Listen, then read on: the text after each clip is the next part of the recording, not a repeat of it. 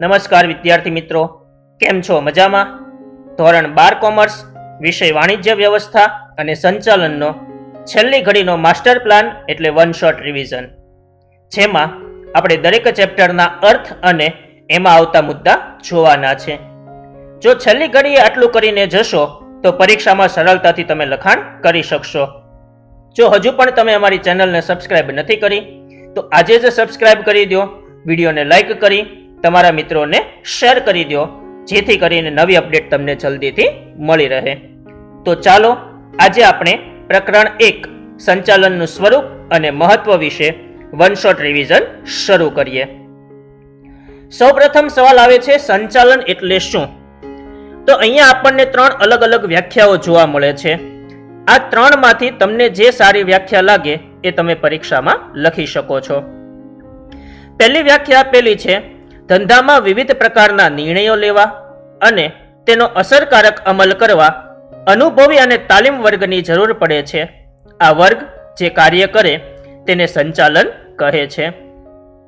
બીજી વ્યાખ્યા આપેલી છે, સંચાલન એટલે આયોજન, વ્યવસ્થાતંત્ર, કર્મચારી વ્યવસ્થા અને અંકુશ જેવા કાર્યો દ્વારા એકમના પૂર્વ નિર્ધારિત હેતુઓ સિદ્ધ કરવાની પ્રક્રિયા. ત્રીજી વ્યાખ્યા છે, ધંધામાં સંચાલન એટલે અગત્યના નિર્ણયો લેવા, નીતિ ઘડતર કરવું, આયોજન કરવું, દોરવણી, અંકુશ અને માર્ગદર્શન આપવું. આ ઉપરાંત પણ જુદા જુદા લેખકોએ પણ સંચાલન વિશે પોતાના વિચારો રજૂ કર્યા છે. જેમાં પહેલા સંચાલન શાસ્ત્રી છે કુંતજ અને ઓડોનલ. તેમના મતે સંચાલન એટલે અન્ય વ્યક્તિઓ પાસેથી કામ લેવાની કળા. બીજા સંચાલન શાસ્ત્રી છે લિવિંગસ્ટન. તેમના મતે સંચાલન એટલે ઓછામાં ઓછા સમયે અને ખર્ચે ઉપલબ્ધ સાધન સગવડોનો શ્રેષ્ઠ ઉપયોગ કરીને એકમના નિર્ધારિત ધ્યેયને સિદ્ધ કરવાના કાર્યને સંચાલન કહે છે.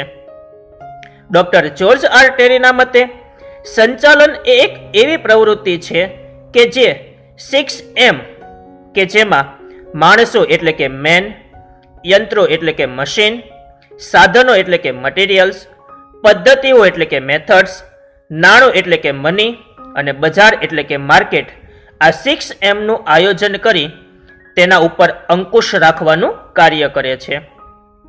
તે માનવ પ્રયત્નોને નેતાગીરી, સંકલન અને માર્ગદર્શન પૂરું પાડે છે, જેથી એકમના ઈચ્છિત ધ્યેયને હાંસલ કરી શકાય છે. આ 6 વ્યાખ્યામાંથી તમને જે વ્યાખ્યા સરળ લાગે એ વ્યાખ્યા તમે પરીક્ષામાં લખી શકો છો. પરંતુ જો તમને સંચાલન શાસ્ત્રીનું નામ આપેલું છે તો જે સંચાલન શાસ્ત્રીનું નામ આપેલું છે એમણે પોતાના મતે જે વ્યાખ્યા આપેલી છે એ જ વ્યાખ્યા તમારે એમાં લખવાની રહેશે. ત્યાર પછી સવાલ આવે છે કે સંચાલનની લાક્ષણિકતાઓ સમજાવો. તો અહીંયા આપણે સ્ક્રીન ઉપર જોઈ શકીએ છીએ કે સંચાલનની 7 લાક્ષણિકતાઓ આપેલી છે. જેમાં પહેલી લાક્ષણિકતા છે ઉદ્દેશલક્ષી એટલે કે હેતુલક્ષી પ્રવૃત્તિ. બીજું કાયમી એટલે કે સતત ચાલતી પ્રવૃત્તિ. ત્રીજું માનવીય પ્રવૃત્તિ. ચોથું સાર્વત્રિક એટલે કે સર્વવ્યાપી પ્રવૃત્તિ. 5 નિર્ણય પ્રક્રિયા. 6 વિજ્ઞાન, કળા અને વ્યવસાય. અને 7 જૂથ પ્રવૃત્તિ. પણ પ્રશ્ન એ થાય છે કે આટલા બધા મુદ્દા મને યાદ નથી રહેતા. તો આ મુદ્દાને યાદ રાખવા માટે આપણે દરેક સવાલની અંદર એક નાની નાની સરસ મજાની એક સરળ ચાવીઓ બનાવેલી છે. સંચાલનની લાક્ષણિકતાઓ છે એમની ચાવી જોઈએ તો ઉકા માસાની વીજુ, કે જેમાં તમે દરેક મુદ્દાનો પહેલો અક્ષર જોશો તો પહેલા અક્ષરને આધારે ચાવી બને છે ઉકા માસાની વીજુ. આ ચાવી દ્વારા તમે સરળતાથી સંચાલનની લાક્ષણિકતાઓ યાદ રાખી શકો છો. એવો જ બીજો સવાલ તમને પૂછાય, સંચાલનનું મહત્વ એટલે કે સંચાલનના લાભ સમજાવો. તો એમાં પણ તમને 8 લાભ અહીંયા જોવા મળે છે. જેમાં પહેલો મુદ્દો આવે છે સામાજિક લાભ. બીજો રોજગારીની તકોમાં વધારો. ત્રીજું બધા એટલે કે તમામ ક્ષેત્રોમાં જરૂરી. ચોથું મહત્તમ એટલે કે ઇષ્ટતમ સાધનોનો ઉપયોગ. 5મું દેશનો રાષ્ટ્રીય હેતુ. 6થો દેશના ધંધાની સફળતા માટે ઉપયોગી. 7 ધ્યેય સિદ્ધિ અને 8 નફામાં વૃદ્ધિ. અને આ સવાલને યાદ રાખવા માટે આપણે ચાવી બનાવેલી છે સારો બમ દે દે ધ્યેન. આ ચાવી દ્વારા તમે સરળતાથી સંચાલનનું મહત્વ એટલે કે સંચાલનના લાભ તમે યાદ રાખી શકો છો. ત્યાર પછી સવાલ આવે છે વ્યવસાયનો અર્થ આપી અને તેની લાક્ષણિકતાઓ સમજાવો. ધોરણ 11માં પણ તમે વ્યવસાયનો અર્થ જોઈને આવ્યા છો. એ વ્યવસાયનો અર્થ લખો તો પણ ચાલે અને ધોરણ 12ની ટેક્સ્ટબુકમાં તમને આપેલો છે અર્થ, એ લખો તો પણ ચાલે. વ્યક્તિ પોતાની વિશિષ્ટ આવડત, જ્ઞાન, તાલીમ અને વ્યાવસાયિક શિક્ષણ દ્વારા સેવા આપીને બદલામાં જે ફી મેળવે છે તેને વ્યવસાય તરીકે ઓળખવામાં આવે છે. દાખલા તરીકે CA, વકીલ, ડોક્ટર વગેરે આવા ઉદાહરણ તમે એમાં લખી શકો છો. ત્યાર પછી વ્યવસાયની લાક્ષણિકતાઓ, તો કે પહેલો મુદ્દો આવે છે વ્યવસાયી મંડળો. બીજું સંશોધન અને જ્ઞાનમાં વૃદ્ધિ. ત્રીજો મુદ્દો નૈતિક જવાબદારી. ચોથો મુદ્દો આચાર સંહિતાનું પાલન. અને પાંચમો મુદ્દો વિશિષ્ટ પ્રકારના જ્ઞાનની જરૂર. અને આ 5 મુદ્દાને યાદ રાખવા માટે વ્યસને આવી એ ચાવી દ્વારા તમે યાદ રાખી શકો છો. ત્યાર પછી સવાલ આવે છે સંચાલનની વિવિધ સપાટીઓ સમજાવો. તો ધોરણ 12માં આપણને સંચાલનની 3 સપાટી જોવા મળે છે. ઉચ્ચ સપાટી સંચાલન, મધ્ય સપાટી સંચાલન અને નિમ્ન સપાટી સંચાલન. જેમાં ઉચ્ચ સપાટી સંચાલનમાં કોનો સમાવેશ થાય છે? તો કે સંચાલક મંડળ, મેનેજિંગ ડિરેક્ટર, જનરલ મેનેજર અને ચીફ એક્ઝિક્યુટિવ ઓફિસર. મધ્ય સપાટી સંચાલન કે જેમાં કોનો સમાવેશ થાય છે? તો કે વિવિધ વિભાગના અધિકારીઓનો સમાવેશ થાય છે. હવે કયા કયા પ્રકારના વિભાગો જોવા મળે? તો કે ઉત્પાદન વિભાગ, ખરીદ વિભાગ, વેચાણ વિભાગ, કર્મચારી વિભાગ, નાણાકીય વિભાગ. આ દરેક વિભાગ માટે અધિકારીની નિમણૂક કરવામાં આવે, જેનો સમાવેશ મધ્ય સપાટી સંચાલનમાં કરવામાં આવે છે. ત્યાર પછી આવે છે નિમ્ન સપાટી સંચાલન, કે જેમાં કોનો સમાવેશ થાય છે? તો કે નિરીક્ષકો, જોબરો અને ફોરમેનો વગેરેનો શું કરવામાં આવે છે? સમાવેશ કરવામાં આવે છે. અહીંયા આપણને 2 શબ્દો નવા જોવા મળે છે, જોબર અને ફોરમેન. તો કે જોબર એટલે શું? ધંધામાં કે કારખાનામાં છૂટક કામ કરતા કામદારો, જેને શેના તરીકે ઓળખવામાં આવે છે? જોબર તરીકે ઓળખવામાં આવે છે. અને ફોરમેન એટલે શું? ધંધામાં કામદારો પર નિરીક્ષણ કે દેખરેખ રાખનાર વ્યક્તિને ફોરમેન તરીકે ઓળખવામાં આવે છે. વિદ્યાર્થી મિત્રો, ખાસ ધ્યાન રાખજો, પરીક્ષાની અંદર તમને 1 માર્ક્સમાં સવાલ પૂછાઈ શકે કે ભાઈ જોબર એટલે શું અને ફોરમેન એટલે શું? તો તમે આ વ્યાખ્યા આપેલી છે એ વ્યાખ્યા તમે એમાં લખી શકો છો. ત્યાર પછી સવાલ આવે છે ઉચ્ચ સપાટી સંચાલનનો અર્થ આપી અને તેની લાક્ષણિકતાઓ સમજાવો. કોને કહેવાય ઉચ્ચ સપાટી સંચાલન? તો કે ધંધાકીય એકમના સંચાલન અંગેની સર્વોત્તમ સત્તા ધરાવતી સપાટીને ઉચ્ચ સપાટી તરીકે ઓળખવામાં આવે છે, કે જે ધંધાકીય એકમના સંપૂર્ણ નિર્ણયો લેતી હોય છે. દાખલા તરીકે સંચાલક મંડળ, જનરલ મેનેજર, મુખ્ય વહીવટી અધિકારી વગેરેનો સમાવેશ કરવામાં આવે છે. તો આ ઉચ્ચ સપાટી સંચાલનના કાર્યો શું હોય છે? તો કે પહેલું કાર્ય છે એકમના ટ્રસ્ટી તરીકેનું કાર્ય એ ડિરેક્ટરો કરે છે. બીજું, ધંધાકીય એકમના મુખ્ય અને ગૌણ હેતુઓ નક્કી કરવા. ત્રીજું, નફાની વહેંચણી, ડિવિડન્ડ, અનામત, નફાનું પુનઃરોકાણને લગતા કાર્યો ઉચ્ચ સપાટી સંચાલનમાં કરવામાં આવે છે. ચોથું, ઝીણવટપૂર્વક વિવિધ પ્રવૃત્તિઓને લગતા અહેવાલનો અભ્યાસ અને સૂચનો કરવા. પાંચમું, કાયદાકીય જોગવાઈઓનું પાલન કરવું અને વિવિધ વર્ગોના હિતની જાળવણી કરવી. જુદી જુદી યોજનાઓના ઘડતર, અમલીકરણ અને દેખરેખનું કાર્ય કરવું. લાંબા ગાળાનું આયોજન કરી વ્યૂહાત્મક નિર્ણયો લેવા. વહીવટ માટે મુખ્ય અધિકારી અને ઉચ્ચ અધિકારીઓની નિમણૂક કરી સત્તા અને જવાબદારીની વહેંચણી કરવી. એકમના વિવિધ વિભાગો દ્વારા તૈયાર થયેલા અંદાજપત્રો મંજૂર કરવા અને સંચાલનને લગતી જટિલ સમસ્યાનો અભ્યાસ કરી ઉકેલ લાવવો. હવે આ 10 મુદ્દા આપેલા છે. આ 10 મુદ્દાને યાદ રાખવા માટે આપણે સરસ મજાની ચાવી બનાવેલી છે અને એ ચાવી છે એ ધનજી કાજુ લાવ. એ ચાવી દ્વારા તમે સરળતાથી આ જે મુદ્દા છે એ મુદ્દાને તમે યાદ રાખી શકો છો. ત્યાર પછી સવાલ આવે છે, મધ્ય સપાટી સંચાલનનો અર્થ આપી અને તેની લાક્ષણિકતાઓ સમજાવો. તો કે મધ્ય સપાટીમાં કોનો સમાવેશ થાય? જે સપાટીમાં ખાતાવાર વહીવટી અધિકારીઓનો અને નિષ્ણાંતોનો સમાવેશ થતો હોય તેને મધ્ય સપાટી સંચાલન કહે છે. દાખલા તરીકે ઉત્પાદન વિભાગના ઉત્પાદન અધિકારી, વેચાણ વિભાગના વેચાણ અધિકારી, નાણાકીય વિભાગના હિસાબી અધિકારી વગેરે જેવા અધિકારીઓનો સમાવેશ કરવામાં આવે છે. બીજો તમને 1 માર્ક્સમાં સવાલ પૂછાય કે ભાઈ મધ્ય સપાટી એ કોને જોડતી કડી છે? તો કે મધ્ય સપાટી એ ઉચ્ચ સપાટી સંચાલન અને નિમ્ન સપાટી સંચાલન વચ્ચે સાંકળની એક મહત્વની કડી ગણાય છે.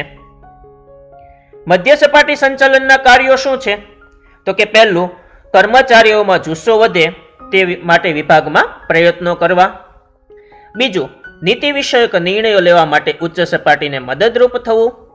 ત્રીજું, પોતાના વિભાગના અંદાજપત્ર તૈયાર કરી અને મંજૂરી માટે ઉચ્ચ સપાટીને મોકલવા. લિસ્ટ, નીતિ, નિયમ, માળખાની રચના કરવી અને કાર્યવિધિ નક્કી કરી અને તેનું મૂલ્યાંકન કરવું. સતત સંપર્ક અન્ય વિભાગના અધિકારીઓ સાથે રાખવો અને સંકલન સાધવું. માહિતી મેળવવી, દેખરેખ રાખવી, દોરવણી આપવી અને ઉચ્ચ સપાટી સંચાલન સમક્ષ રજૂ કરવી. મુખ્ય વહીવટી અધિકારી તરફથી પ્રાપ્ત થયેલા હુકમો અને સૂચનોનો અમલ કરવો. વિભાગની પ્રવૃત્તિઓની કાર્યદક્ષતા અને અસરકારકતા વધે તે અંગેના પગલાં લેવા અને પેટા વિભાગના કાર્ય પર ધ્યાન આપવું. આ 9 મુદ્દાને યાદ રાખવા માટે પણ આપણે સરસ મજાની ચાવી બનાવેલી છે, જે છે જૂની પોલીસ મામું. આ ચાવી દ્વારા તમે સરળતાથી આ મધ્ય સપાટી સંચાલનના કાર્યો છે એ તમે યાદ રાખી શકો છો. ત્યાર પછી નવો સવાલ આપણા માટે આવે છે, નિમ્ન સપાટી સંચાલનનો અર્થ આપી અને તેની લાક્ષણિકતાઓ સમજાવો. શું કહે છે વ્યાખ્યા આપણને? તો કે જે સપાટીમાં નિરીક્ષકો, સુપરવાઇઝરો, જોબરો, ફોરમેનો વગેરેનો સમાવેશ થાય તેને નિમ્ન સપાટી સંચાલન તરીકે ઓળખવામાં આવે છે. આમ સંચાલનની ઉચ્ચ સપાટીએ લીધેલા નિર્ણયો અને નીતિના અમલનું કાર્ય નિમ્ન સપાટીએ થતું હોવાથી આ સપાટીને કાર્યકારી સપાટી અથવા તો તળ સપાટી તરીકે પણ ઓળખવામાં આવે છે. તમને વિદ્યાર્થી મિત્રો MCQમાં અથવા તો 1 માર્ક્સમાં સવાલ પૂછાય કે ભાઈ નિમ્ન સપાટીને બીજા કયા નામે ઓળખવામાં આવે છે? તો કે નિમ્ન સપાટીને કાર્યકારી સપાટી અથવા તો તળ સપાટી તરીકે પણ ઓળખવામાં આવે છે. શું કહે છે નિમ્ન સપાટીના કાર્યો? તો કે પહેલું કાર્ય આવે છે કામદારો માટે પોતાના વિભાગના રોજિંદા કાર્યોનું આયોજન કરવું. બીજો મુદ્દો, કામદારોને કાર્ય કરવા માટે સાધન સામગ્રી અને કાચો માલ વગેરે પૂરા પાડવા. ત્રીજો મુદ્દો, કામદારોના કાર્યોનું નિરીક્ષણ કરવું. ચોથો મુદ્દો, વ્યાજબી પ્રશ્નોના કર્મચારીઓ માટે યોગ્ય ઉકેલ લાવવા. પાંચમું, ઇમરજન્સી રીતે યંત્રોનું સમારકામ, યંત્ર વિન્યાસ અને જાળવણીને લગતા કાર્યો કરવા, કે જેમાં યંત્ર વિન્યાસ એટલે યંત્રની યોગ્ય જગ્યાએ ગોઠવણી. પરીક્ષામાં તમને 1 માર્ક્સમાં સવાલ પૂછાશે કે યંત્ર વિન્યાસ એટલે શું? તો કે યંત્રની યોગ્ય જગ્યાએ ગોઠવણી કરવી, જેને યંત્ર વિન્યાસ તરીકે ઓળખવામાં આવે છે. છઠ્ઠો મુદ્દો, ફરિયાદો, કામદારોના સૂચનો અને વિવિધ પ્રવૃત્તિઓના અહેવાલો મધ્ય સપાટીને મોકલી આપવા. કામદાર કર્મચારીને લગતા કાર્યો કરવા, દાખલા તરીકે બઢતી આપવી, બદલી કરવી, તાલીમ વગેરે જેવા કાર્યો. શિસ્ત અને જુસ્સો કામદારોમાં વધે તેવા પ્રયત્નો કરવા. ઉચ્ચ સપાટીએ લીધેલા નિર્ણયો અને નીતિઓનો અમલ કરવો અને વિભાગીય અધિકારીઓ પાસેથી સૂચનાઓ, હુકમો અને કાર્યક્રમો મેળવવા. આ 10 મુદ્દાને યાદ રાખવા માટે પણ એક સરસ મજાની ચાવી બનાવેલી છે, કાકાની વાઇફ કાશી. આ ચાવી દ્વારા પણ તમે શું કરી શકો છો? આ મુદ્દાને સરળતાથી યાદ રાખી શકો છો. ત્યાર પછી તમને સવાલ પૂછાય ઉચ્ચ સપાટી, મધ્ય સપાટી અને નિમ્ન સપાટી વચ્ચેનો તફાવત સ્પષ્ટ કરો. તો સ્ક્રીન ઉપર તમે જોઈ શકો છો, જ્યારે પણ તમને કોઈ પણ સવાલની અંદર તફાવત પૂછાય એટલે પહેલો મુદ્દો તમારે આંખ બંધ કરીને એમના જે અર્થ આવતો હોય એ અર્થ તમારે એમાં ફરજિયાત લખી દેવાનો. ત્યાર પછી બીજો મુદ્દો છે સંચાલન અને વહીવટ. ત્રીજો મુદ્દો આપેલો છે સમાવેશ. ચોથો મુદ્દો આપેલો છે લાયકાત. પાંચમો મુદ્દો આપેલો છે ભારણ, સત્તા અને જવાબદારી. છઠ્ઠો મુદ્દો તમને આપેલો છે ઇષ્ટતમ નિર્ણયો. સાતમો મુદ્દો છે સંખ્યા. આઠમો મુદ્દો છે નીતિ ઘડતર અને ધ્યેય. અને નવમો મુદ્દો તમને આપેલો છે ઉત્તરદાયિત્વ. આ તફાવતને પણ યાદ રાખવા માટે આપણે સરસ મજાની ચાવી બનાવેલી છે અને એ ચાવી છે સસલાભાઈ સની. આ ચાવી દ્વારા પણ તમે સરળતાથી આ તફાવત છે એ તફાવત પણ તમે યાદ રાખી શકો છો. ત્યાર પછી સવાલ આવે છે સંચાલનના કાર્યોનું વર્ગીકરણ. તો કે અલગ અલગ સંચાલન શાસ્ત્રીઓએ પોતાના વિચારો રજૂ કરી અને પોતાના વિચારને આધારે એમણે સંચાલનના કાર્યોનું વર્ગીકરણ કરેલું છે. જેમાં પહેલા સંચાલન શાસ્ત્રી કુંતજ અને ઓડોનલ એમના માટે સંચાલનના કાર્યો 5 છે. કયા કયા? તો કે આયોજન, વ્યવસ્થા તંત્ર, કર્મચારી વ્યવસ્થા, દોરવણી અને અંકુશ. હેનરી ફેયોલના મતે પણ 5 સંચાલનના કાર્યો આપેલા છે. જેમાં પહેલું છે આયોજન, બીજું વ્યવસ્થા તંત્ર, ત્રીજું આદેશો આપવા, ચોથું સંકલન અને પાંચમું આવે છે અંકુશ. પીટર એફ ડ્રકરના મતે તો કે 3 કાર્યો, ધંધાનું સંચાલન, સંચાલકોનું સંચાલન અને ત્રીજો મુદ્દો આવે છે કામદારો અને કામનું સંચાલન. લુથર ગ્યુલિકના મતે તો કે સંચાલનના કાર્યો 7 આપેલા છે.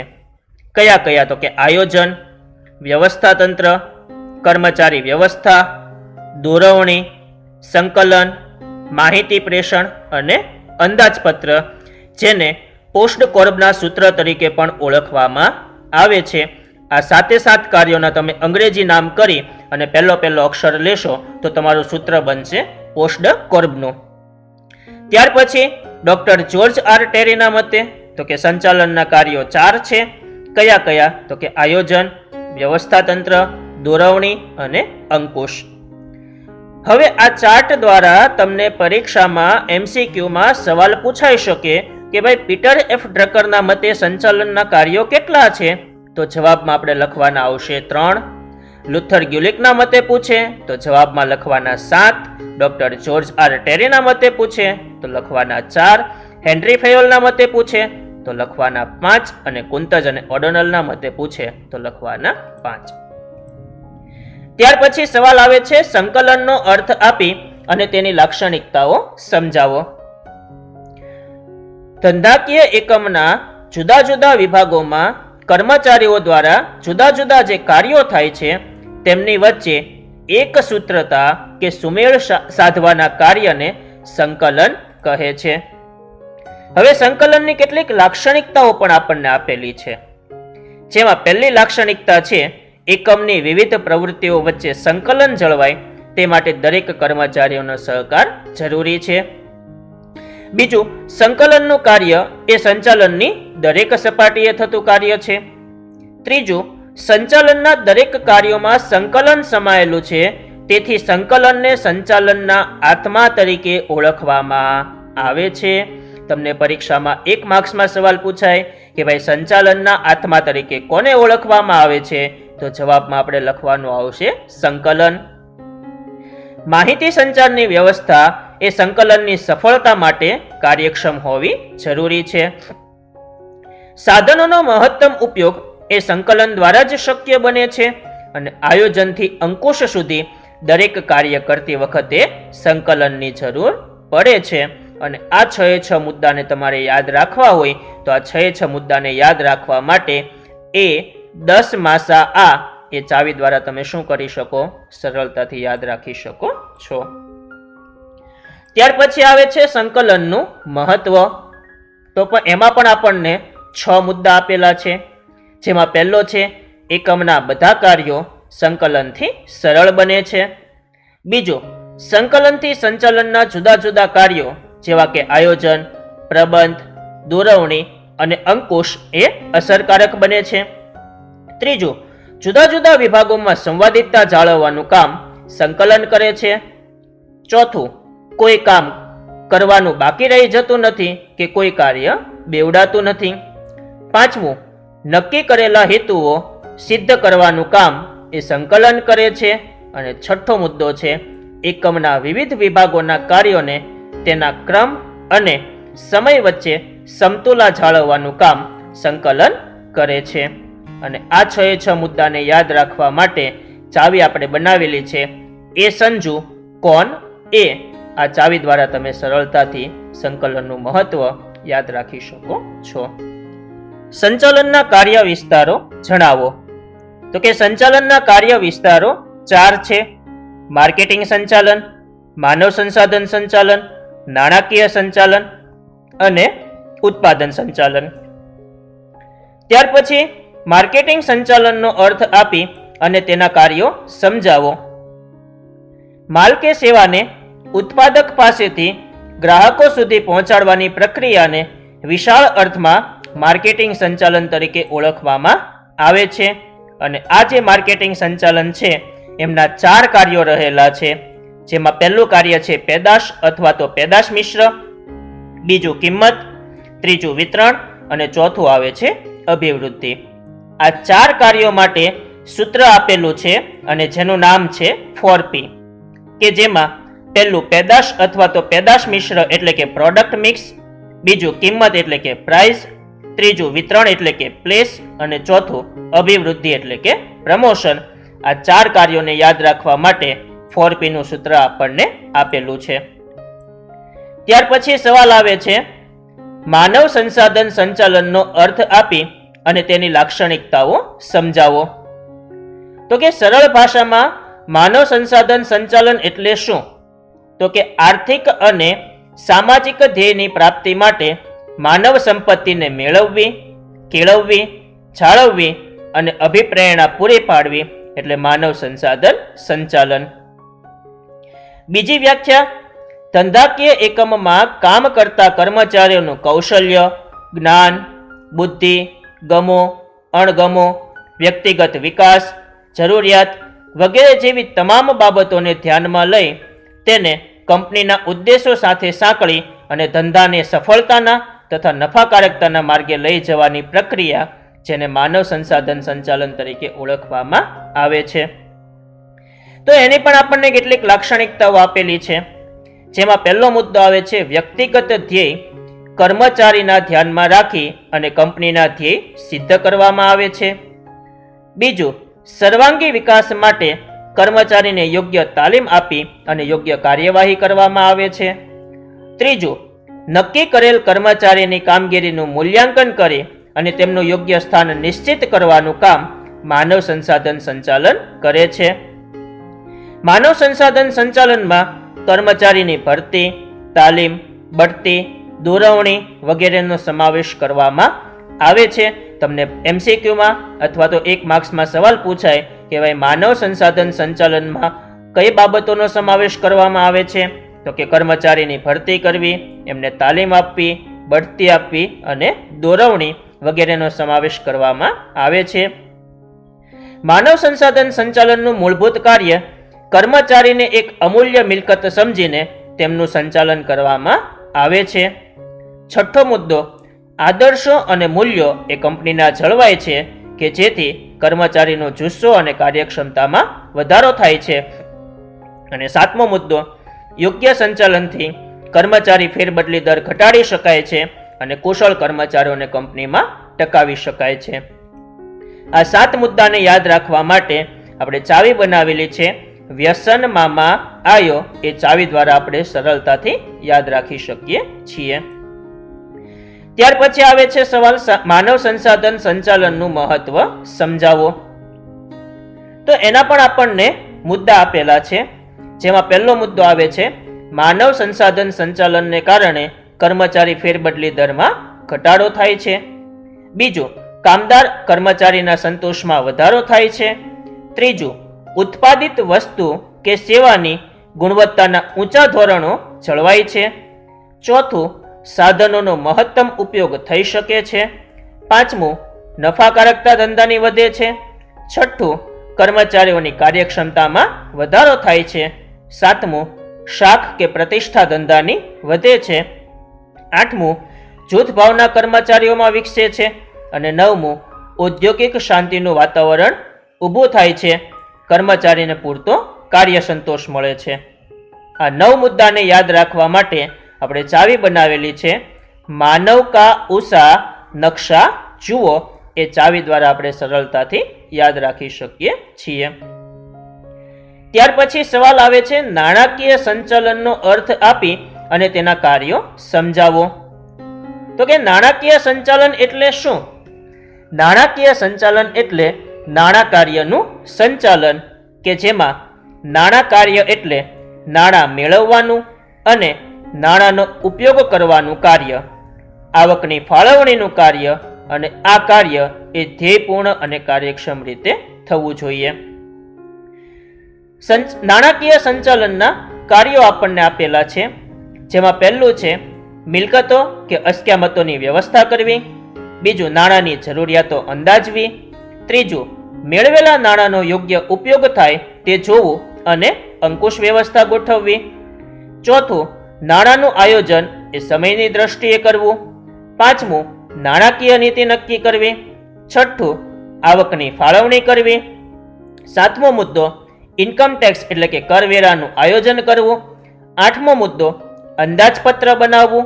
નવમો મુદ્દો, મૂડી માળખાનો વિચાર કરવો. અને 10મો મુદ્દો, નાણાં મેળવવા માટે કાર્યવાહી કરવી. આ 10 કાર્યોને યાદ રાખવા માટે આપણે ચાવી બનાવેલી છે મીના મેનાના આઈ અમુના. એ ચાવી દ્વારા તમે શું કરી શકો? સરળતાથી યાદ રાખી શકો છો. ત્યાર પછી સવાલ આવે છે, ઉત્પાદન સંચાલનનો અર્થ આપી અને તેના કાર્યો સમજાવો. ઉત્પાદન સંચાલન એ ઉત્પાદનનું આયોજન કરવાની, કાર્યક્રમ નક્કી કરવાની, સંકલન સાધવાની, દોરવણી આપવાની અને અંકુશ રાખવાની એક પ્રક્રિયા છે. શું કે છે એમના કાર્યો?